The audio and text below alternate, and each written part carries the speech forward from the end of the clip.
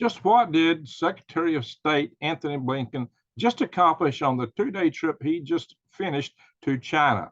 Well, my friends, not a lot, because he went over supposedly to establish an agreement for military to military communication between the two countries so that they wouldn't get into a war, theoretically.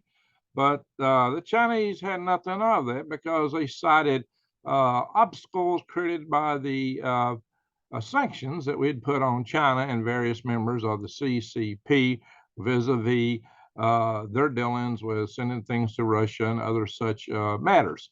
So they did not reach any accord. In fact, how in the world can you negotiate from a position of weakness? Because it seems that what happened here is that that Blinken and the Biden administration basically begged for this trip to happen. As you may recall, this trip was originally planned for February, but due to the incident of the Chinese spy balloon, it got postponed. And they really didn't want to postpone. They really wanted to go, but it just didn't make public face, you know. But like I said, essentially they had to beg to go over. So how in the world can you negotiate from a position of weakness? If you got to beg the person you want to meet with to have the meeting, you're already bowing down. You are in a subservient position, and you're in no position to negotiate anything. And I'm told that Blinken took a tongue lashing over there, at least from the sources I hear, basically. And some of the things you hear sounds kind of like it because the Chinese weren't compromising on a lot of their key points. Now, Anthony Blinken feels like, well, he made progress because essentially they have some kind of agreement to have other meetings down the road, including a future meeting between President Biden and Xi Jinping. At least that's what they're thinking. So, yeah, it was not clear, though, what progress is made, especially from Xi's remarks. He was saying things like China hopes to see a sound and steady China-U.S. relationship. And he said, oh, yeah, we could overcome the difficulties. But then what he went on to say was, as long as Washington did not hurt China's legitimate rights and interests. And that was a signal to point to Taiwan and their illegitimate claims in the South China Sea, which totally go against the Law of the Sea Treaty, which the Chinese signed to. So, you know, they don't match their own treaty requirements. Just like the treaty, they're so much honored to give 50 years of two systems to Hong Kong, right? Yeah. So anytime you negotiate with the Chinese, just getting a deal is not a deal. It's not real because the CCP will do whatever they want to when they can. So that's what you got to bear in mind. Of course, again, the core issue over all this was Taiwan, as you might know. You know, and so, you know, they were claiming that China showed it still hopes to work with the U.S. to stabilize and improve relations. I think China is not optimistic about Sino-U.S. relationships, but it's not giving up hope either. This, you know, as according to Wu Zhenbo, he's the professor for the Center for American Studies at the Fudan University in Shanghai. Yeah, so yeah, he says China's messaging has been pretty positive. Well, I don't know, it didn't sound too positive from what I've been hearing, because he went on to say China has no room for compromise or concession. So it's okay as long as you totally agree with everything China has to say. Yeah, what kind of negotiation is that? You know, again, like I said, how do you negotiate from a position of weakness? It really sounds like a bowing down type of meeting, and I don't know what it's all about. You know, but you know, straight from the president's mouth, the horse's mouth, this is what he had to say. Tell me if you can figure this out. President Biden said the following: I think one of the things that balloon caused was not so much that it got shot down, but I don't think the leadership knew where it was and knew what was in it and knew what was going on. What? You gotta be kidding me. Oh, so they didn't intentionally build it. They didn't intentionally sit in the air. They didn't intentionally let it come over here. And they built it and didn't know what was in it, didn't know what was going on. They had a vast communications array, a satellite communications array built into it. What kind of statement was, oh, yeah, by the way, the FBI is not releasing their financing the balloon. And a lot of people are challenging for it. So what kind of what kind of horse pucky is that, guys? What kind of statement is that? So he went on to say, I think it was more embarrassing than it was intentional. Oh, they didn't build this thing, spent a lot of money building it and launch it, and it was accidentally, oh, we just accidentally made this balloon.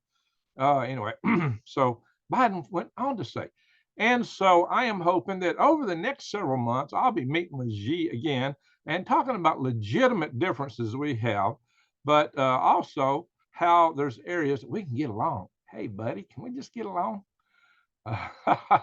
Well, Gordon Chang, the guy who I mentioned just yesterday, who said that China had an agenda. He said that China has already picked a timeline. The boys are back for with a brand new seat.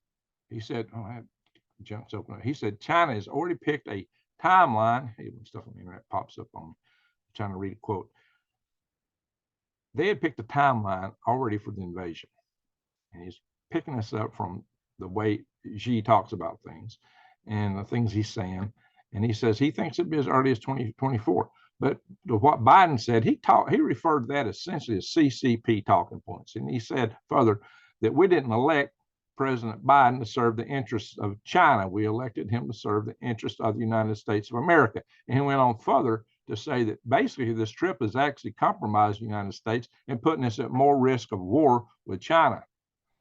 And furthermore, he said the thing that we should be telling them is that we're going to stand, what the Chinese need to hear. This is what Gordon Chang said. And when you agree with this or not, it's a whole different thing. Leave the comments below. But he said what he needs to tell them is that China will have to face the fact that America will defend its interests and its allies in Taiwan for a fact. That's what Gordon Chang was saying, that we need to tell them that we're there and we'll defend them. And that's not what we're telling them. But not telling them that is basically opening the door for China to make a move. Of course, I don't know what position we are right now to defend anybody since we've given away all of our armaments so much. It's been said that we don't have 2 weeks worth of supplies to do these kind of things, or didn't even before the so-called donations to the little conflagration over in Ukraine started taking place. So, guys, you tell me. We've got defense people telling us it's going to take them 5 years to make up these supplies and manufacturing cruise missiles and various and sundry other things. I don't know, guys. There's a lot of information, counter information, and propaganda flying around everywhere. But the simple matter of a fact is Xi Jinping is probably really happy that we're sending all our stuff to another theater. And furthermore, because he's facing some economic issues, it's been suggested that the only way he can rally his people is with a war. I'm seeing a lot of different articles from a lot of different sources making claims like that seem to point toward an inevitability of him attacking Taiwan. And our ambiguity over how we will or will not deal with Taiwan leaves us open to attack from them. They may decide to neutralize our forces in the area before they even move, which I've showed in the previous video I just posted, just how they could in fact do that. And so just keep all that in mind, guys. And if you think that the retaliation that, our ICBMs or, our submarine launched ballistic missiles are going to take care of everything, which a lot of you guys say, no, they won't if everything gets fried. If all our communication systems gets fried with EMPs, it ain't happening, because those systems are wired that they can't respond unless they get an EAM, and they got to have a validation of the EAM, emergency alert message. They're electronically wired that way now. So, my friends, I don't know. It's and would we do that over Taiwan? We might over also, if they took out an aircraft carrier group, and if we could respond, I suppose we would. So there you go, guys. It's a testy time. Be careful. Keep your eyes wide open, head on a swivel. And something that you might do, you might consider doing some stuff to help your immunity and get yourself in better shape for the times coming at us, especially if we got to deal with radiation or something like that. I've started taking this C60. Now, I don't get a kickback from these guys, except they do keep me supplied in this. There's a bonus for mentioning this stuff, but you can get a discount code, 10% off if you say Greg 10. Use Greg 10. Go to shopc60.com. This is a very powerful antioxidizer, guys. It can neutralize up to 8 different radical elements, in your blood, like protons, essentially. your positively charged ions, the free radicals. It can neutralize up to 8 of them, and it works with helping restore the mitochondria and a lot of other things, which gives you energy, and it has a lot of good effects. Huge health benefits from this stuff, and it's not toxic. You can drink as much as you want, but it's stay off, teaspoon a day. But anyway, enough for that. Shopc60.com. So guys, if you like this content, subscribe to my channel. Bang the up the notification bell and click all. I'll have more to bring, because this proposition, this channel here, survive, thrive, and stay as hive. Yeah, and click that all bell and check back occasionally, because the network does tend to shadow ban me, because they don't like people talking about some of the topics we talk about on here. So anyway, thank you for watching, and just keep your eyes on this, eyes wide open and head on a swivel. Greg out.